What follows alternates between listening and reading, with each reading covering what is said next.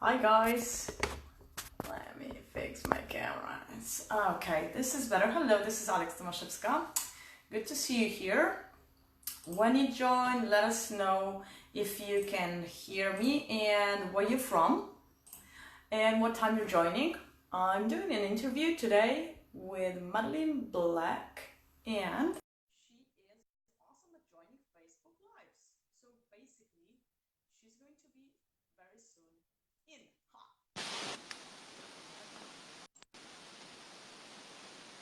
There you go. Hi, Alex. Hey, Madeline, great to see you. Fantastic. This worked out so well. I'm almost unprepared. No, I just want to read about you. Okay, awesome. So, people are joining. Fantastic. Today's interview is quite special, difficult topic. Well, difficult because of Madeline has actually been through, and she's going to let us know how to build resilience in any adverse situation, basically. I'm very excited about this, especially that Madeline just did a TED Talk in Glasgow last week. Was it last It week? I was on think it was Friday, last week, yes. right? Yep, Friday. Right, brilliant. Awesome. Let me just Yeah, the sound's turn the not quite voice as good down. as our test. I don't know, can you hear it okay? I can hear you very well. I hope Okay. everybody can That's hear you better very now. It was well. just going a bit weird before. That's fine, I can hear you great. Yeah, I think it was mine was messing it. We're good now. Good. Right. So the first thing that I always do with my guests, first I'm going to introduce you, and then we're going to crack your personality code. So guys, remember your personality code. Okay, but Mike, can you hear us? Okay. If you could let us know if the sound is going through properly, that would be great. Hopefully it is. In the meantime, let me introduce Madeleine. So Madeleine here is an international speaker, just done a TED Talk, like I mentioned, patron of Say Women, storyteller for the Forgiveness Project, and author of Unbroken, which came out last year, 2 years ago, 2 years ago. Yep, 2 years 2 ago. years ago.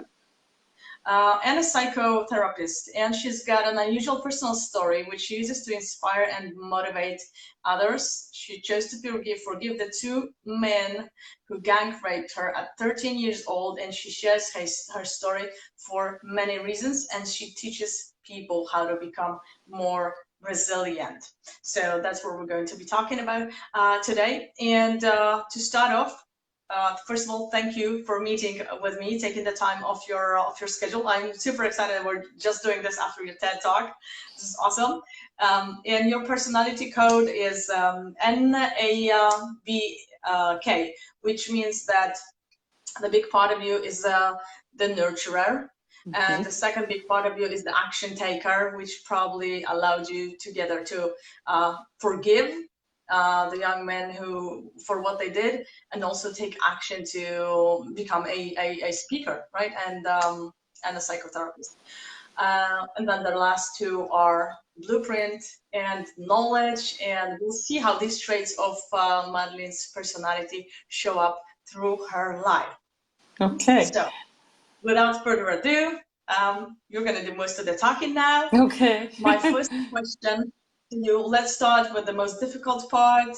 Well, no, first, what I want to say is when I met you, I knew your story because you sent it over to me, and I was just so amazed by your personality and the smile and really everything about you. It's like you have totally overcome what happened to you, and the first couple minutes of our talk were absolutely incredible just because of that. So that's actually why I'm also very excited to have you here. Thank you. Because what started your journey at 13, if you mind shedding some light for us first at those events. Sure. So That it would be great. happened very easily. I had a friend who suggested a night out. Her mum was away, and we managed to buy some vodka, of all things, and we took it to a local cafe. And obviously, I had never drunk before, so I got drunk very, very quickly. and we were kicked out because I threw up everywhere. And two of the young men from our table put us into a taxi to take us back to my friend's mum's flat. But her mum was away, so the flat was empty.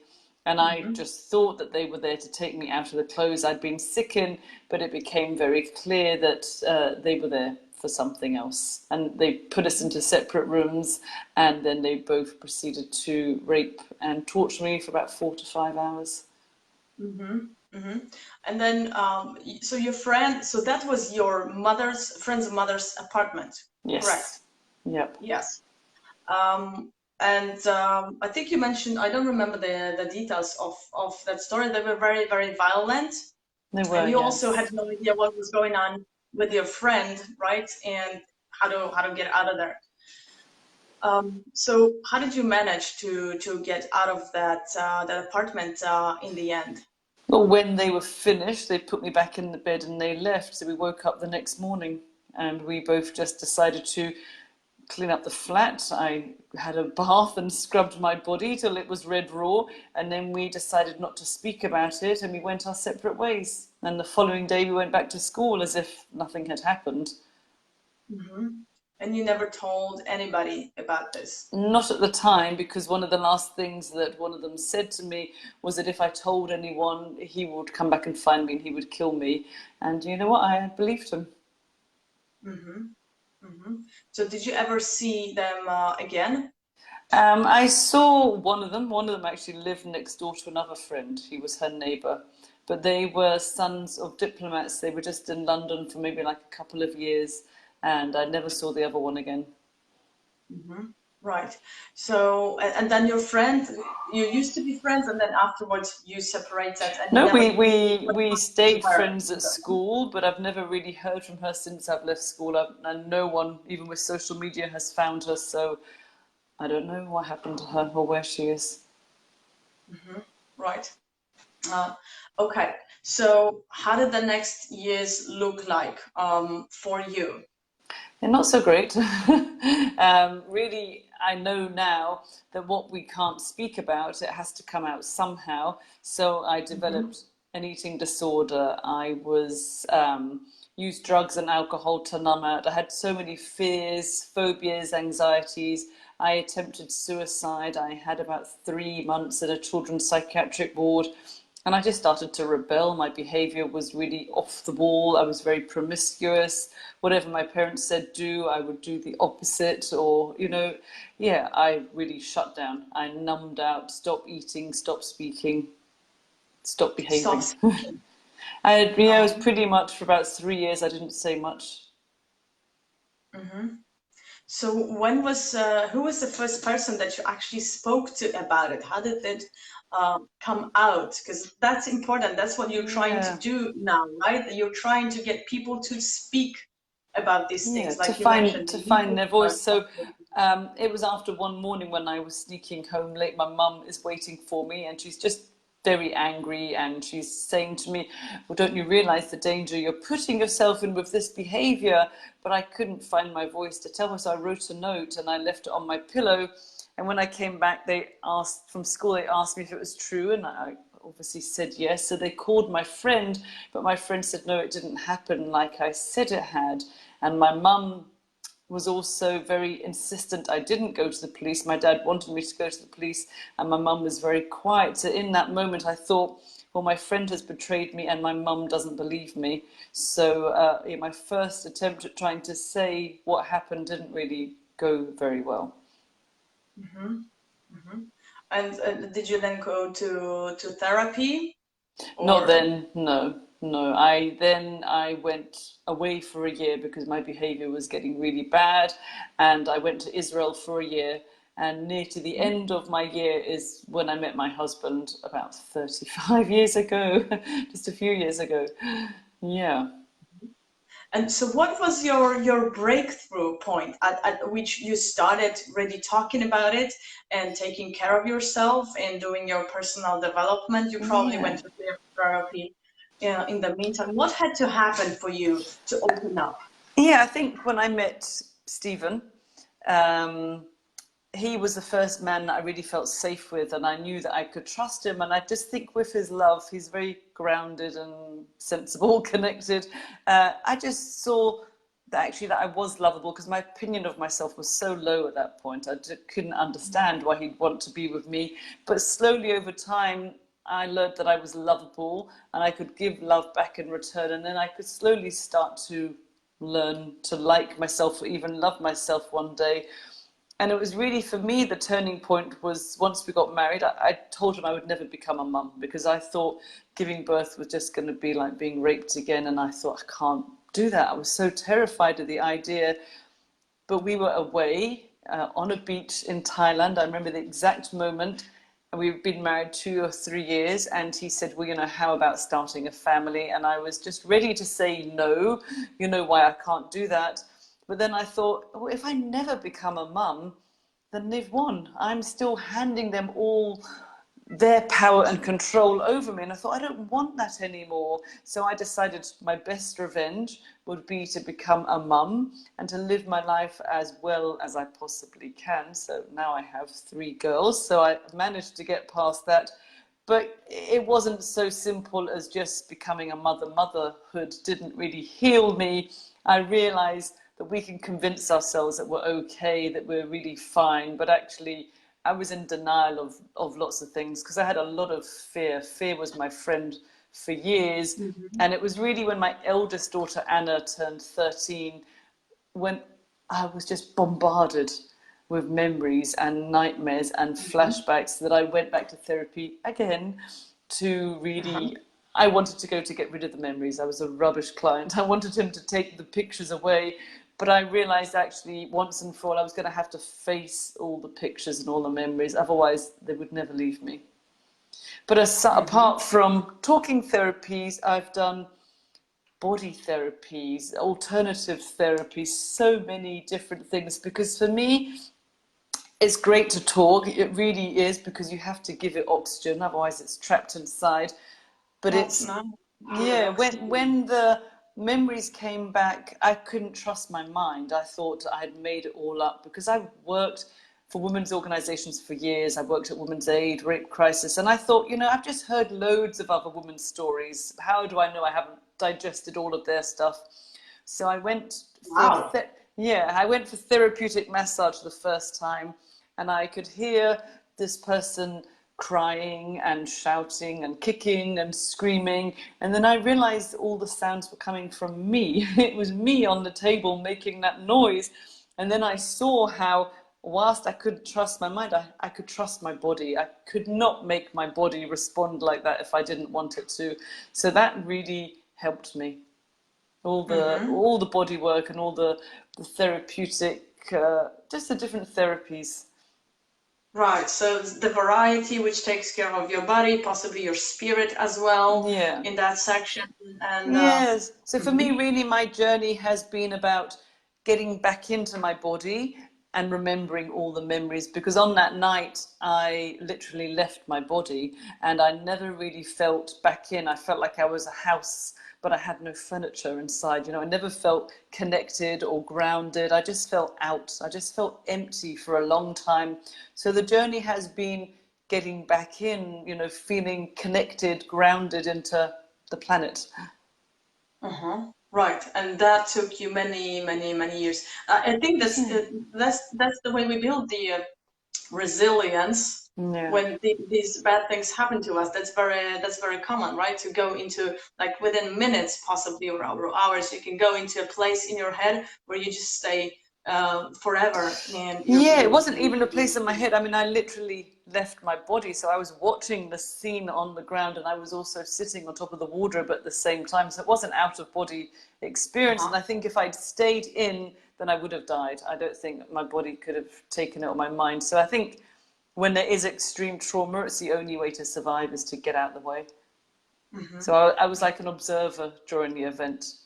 It was happening to me, but I really wasn't in, which is quite a good thing. But then all the years later, I'm still not in. So I had to do all this work I didn't realize that I was doing, but something always drove me to get back in. So it's very layered, it's not just one thing for me that helped. It's been a process. It's not been an overnight fix. It takes a while to really be okay with what happened. And that was ultimately Okay. the final thing. I had to find a way to accept everything that happened to me and be okay with it. Right. So accepting is one thing, but you also say you forgave them, right? You Yeah, forgave. yeah. How do you get there really? Well, And was that therapeutic, or did it like happen well, at yes, the I guess same I'm time? an accidental forgiver. It was never my intention because I was filled with revenge and hate and anger for years. I wanted somebody to kidnap them and do the same to them so they would really understand the impact. But it was very near to the end of these sessions when my daughter turned 13. I was going for about 3 years, and my therapist said to me one day, maybe they weren't born rapists. And I was so angry with him. I couldn't believe what he was saying, but he planted a seed, and I really just found myself wanting to understand how can two young men, not much older than me, be so violent? And so it Right. was really a journey of inquiry, of wanting to understand, because I do believe we are all born a blank canvas, but we get conditioned. And I have a really good friend who used to be a midwife, and she said something to me years ago, which I never forgot. She told me that she had delivered thousands of babies, but she never once met an evil one. And that always stayed with me. And I just somehow, I started to feel compassion in my heart towards them, because if I held on to all that anger, it wasn't going to hurt them. They'd have no idea. It was only hurting me still, and my husband and my children and my friends. So I saw that in order for me to make peace with my past, I could forgive them. But I would never forgive the act of rape. And I'm not saying that in order to heal, you need to forgive. There's many, many roads to healing. But this was my path and how I chose to do it. And it was nothing to do with them, actually. It was a decision I could make by myself, quietly, internally. And actually, when all my memories returned and I was caught up and seeing them all, it was a denial of the memories that was causing me more damage than the memories themselves. And I realized if I don't find a way to accept it, I'm going to drive myself mad, because I Yeah. was just refusing to believe it. And I had to realize, well, they didn't kill me. I am still alive. I am okay. They are just pictures. They're just memories. But the more we step into them, the more we can dilute the energy that's associated with them. So I'm not saying it's easy, because in the beginning, I would shake, I would cry, I'd be sick in my sessions. It was awful. And I would go back every week very mixed, dreading it, but really something was driving me to clean up. That's how I kind of call it, to clean up the mess, to drain my swamp.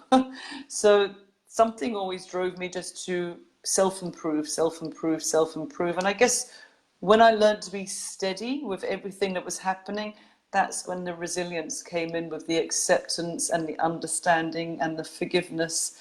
And I see now that it's not about what happens with us, it's about what we do with it that really matters. And if we choose to, with the right support, help, love, we can get past anything that happens to us. Yeah, you are the best example of that. Absolutely, this is very inspiring. Thank you. So maybe we can move on to some tips on how to build resilience, because Sure. fortunately, most of us will never face what you faced, but we face other difficulties in life, be it when you're a businessman or a businesswoman, entrepreneur. You need to build your resilience, because building your Uh-huh. business is hard. But if you meet any type of adversity on your way, or not even that, some of us just react very strongly emotionally and with feelings, and then just overanalyze and overanalyze and overanalyze events that take place. So we need Mm-hmm. resilience to deal with that and stop going in that direction. So you were avoiding the thoughts, but basically Yes, you had to go through this whole process. So absolutely.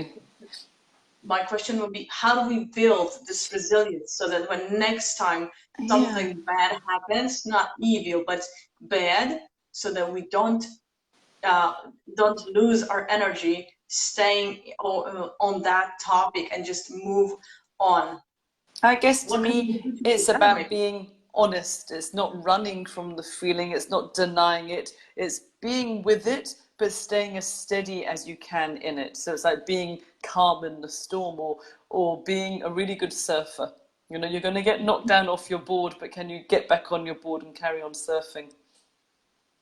So it's staying So, steady, it's staying grounded, it's staying connected, and acknowledge what's happening. Acknowledge it's not great, but you will get through it. Nothing ever stays the same. Everything shifts. so how can we prepare ourselves before this happens? Do you do meditations? Do you have like some resilience everyday routine so that Nah. you want to build it up before things happen, right? I don't. I just, I've done so much personal development. I'm very aware of whatever's going on, and I'm able just to sit with it and go, oh, why did I just lose my temper? Why did this just happen? Why did that? And then just connecting back in and acknowledging what's going on and going, okay, that's it, it's done. And don't hold on to anything, because, what's the point? What's the point of holding on to anything? If something doesn't work out, it doesn't work out. So you move on, you try something else. But just being honest and just understanding that it's just life, it's just part of the process. I remember I did one of the very first talks I did. There was a lovely man who came up to me afterwards, who was in the British Army. He had fought in all different wars. And he said to me that every day may not be good, but there is good in every day. And I just really liked that. I've never forgotten that either. And, whilst you're struggling, still be grateful. If you're an entrepreneur and you're struggling, you're an entrepreneur. It's amazing. It's not going to be smooth running, but that's okay. That's part of the course, isn't it? Yes, absolutely, it is. It is. But sometimes when you're on the lower end of the energy sinusoid, it's very difficult. So it's very difficult to stay positive. Yeah. And if you don't have that habit of being grateful, if you don't create it before, it's difficult to make it So I guess after. then it's about creating that attitude of gratitude. Where do you put your energy? Look at where do you put your focus? Where does it go? Are you focusing on the negative? Can you see the goodness as well? It's all about self-awareness. Where does your energy go? Where is your attention? Because yes, what we focus on is what we get back. So if you think you can't do it, you're right. And if you think you can do it, you're right as well. So everything's about where you put your attention. Yes. So the focus, the first step is always awareness of what we're doing, what we're focusing on. Yeah, so we have to build our awareness. We have to really see what we're doing.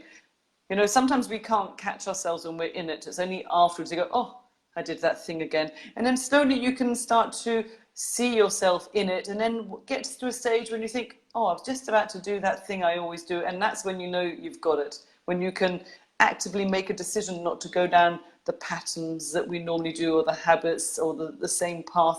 Then that's when you're really becoming aware. So you mentioned honesty. You mentioned being honest. I would like to maybe discuss that a little bit. Like, what Sure. does that honesty mean? Where does it stop? Where does it start? How do you recognize if you're being honest with yourself or you're not being honest? Is there an Well, exercise? that's very personal, really, isn't it? Everybody's got to. I can't say if you're being honest or not. That has to come from within, and that's about, again, I always go back to being grounded and really being okay with who you are. With no judgment. This is just who you are, and so you might get caught in this, you might get caught in that, but are you honest with it? Can you see what you're doing? Can you acknowledge that? Can you admit it to yourself, let alone to anyone else? Because we're very good at playing games. We can convince ourselves of anything, but we have to stop playing games, because it's not going to affect anyone else. It only is going to affect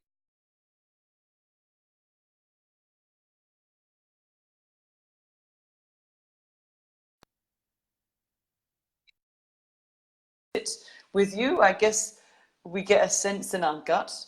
Then, yeah, that's where you know where your work is. Yeah, some of us don't ever get there. So when I work with my clients, they are often not being honest with themselves. Yeah. For example, at work, doing the usual thing that they have been doing for 10 or 15 years. They try and convince themselves that that they love what they do, for example, Hmm. or that this is what they're meant But to be yet, doing, and when it's fun you, and they're enjoying it. yeah, but if I work with a client and I give them some feedback and I point something out, nothing's ever really a surprise. You know, we all know what we do. We pretend that we don't, but we all know what we do. Nothing's a surprise. We really are people in greenhouses. It's very easy to see what we're doing or what other people are doing. It's never a surprise. We can convince ourselves, oh, I don't do that. But we know what we do. We know the Mm-hmm. games we play. So that's what I mean about being honest, really showing up. Mm-hmm. Mm-hmm. Right. So let's maybe talk about. So right now, I think you're doing some project in prisons. Is that Well, with the Forgiveness Project, they run kind of a course which is called Restore. I've just been once. Actually, I'm going on Thursday to London to go for a day's training. And it's very much a personal development course. And we run it with the men's program and we run it with the women. And it's about finding your anchor, especially whilst you're in prison, your own forgiveness. And it's really around the power of sharing our stories. So we do a lot of storytelling. The one time I've been, it was a week's course. We used a lot of art, a lot of creative work, a lot of diary writing and different quotes, poetry, and it just was amazing. It was so powerful for me, and I know for the women and the prison officers that took part as well.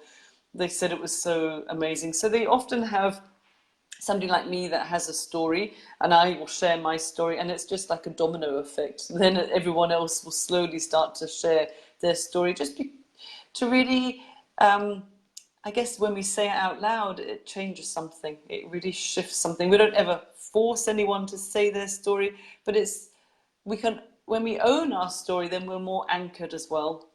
You know, we're more steady, we're more grounded. Um, so yeah, it's about, again, not running from what scares us, staying steady with it, even though it might be scary. But I witnessed the most incredible work when I was there. Needed a week off when I got back, but it was amazing, amazing work. So that hopefully is I'll get to also see. about honesty. Yeah, being honest to yourself. Like when you hear the Yeah, words come out of your mouth, that really changes yeah. things. And especially in that environment, you know, you have to play a certain role, but within that room, the energy was palpable. It was so powerful. Hmm. Hmm. So, what other projects are on your plate for this year or next year? I'd And love to well, find out. in July, I'm going to be going to the Maldives and I'm going to be working with UNICEF. I'm going to be attending a conference and Hmm. going around the islands for one of the days, speaking to some children and I think maybe the police or some adults. So I'm looking forward to that. So that's one of my first paid international gigs and it's with UNICEF. So it's very exciting. Very exciting. Are you Yeah. going to be focusing more on working with children, teenagers with a past? You know, I don't really focus on anything. I'm very lucky. All of my speaking events have all come to me. So I just really see where it all goes. You know, the conference is for adults, but they also asked if I would go and speak to some teenagers in a school. So I'm happy to speak to anyone. Anyone that wants me to go speak, I'll go speak. So I'm very fortunate that the work is just coming to me. Hmm. Hmm. Yeah. So it seems like whatever happened to you maybe happened for the reason of you being able to help other people. Well, you know what? It Maybe. feels like it's almost like a duty or a responsibility. I feel if I can speak out, then I should. So I know my TEDx hasn't been aired yet, but straight after the day on Friday, I was contacted by a head teacher, and he had some students with him on that day.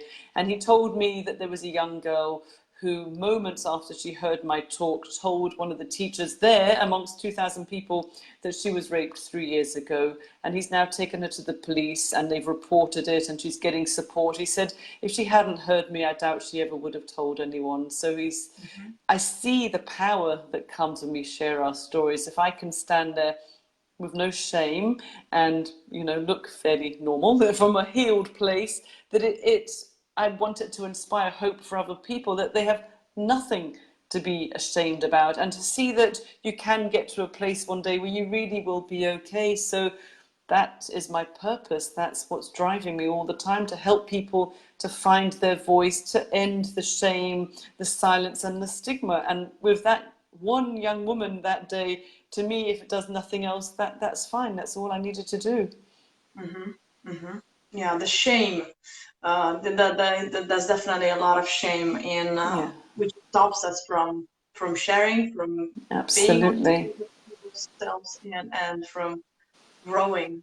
And the shame is really hard. And so I wanted to write a blog on my reflections from doing the TEDx, and it turned into a blog about shame because I thought, oh my gosh, if anybody told me one day I'd be standing on this red dot, this very public arena with 2,000 people talking about the most intimate details of my life, there's no way I would have believed it, because I thought if people knew, they would be disgusted. They wouldn't want to know me, as if somehow what happened was a reflection of me. But I know I'm not the things that were done to me. I'm not my body. You know, we're all so much more than the events in our life, but it took me a long time to see that. And now I know without a doubt that 100% of all rapes are caused by rapists, nothing else. Oh, that's beautiful. Very well said. Very well said. That is a very powerful message. Very powerful. Okay, so I think we can wrap it up here. I liked a powerful message at the end. Let Good. it sing. Yes. And so you will put a link to your book I will do, yes. when we're done with the interview. So the book is available on Amazon to buy, and Yep. there will be a link in the comments. Yep. And I want to wish you all the best. I want Thank to you, wish Alex. keep fulfilling your purpose and helping young people, older people, everybody who needs you. I will do. Thank you very much for taking your time, and guys, thank you very much for watching as well. Let us know what you thought, and wait for the link to the book. Thank you so much, Madeleine. Thank you. See you. Bye. Enjoy your evening. Bye. And you too. Bye.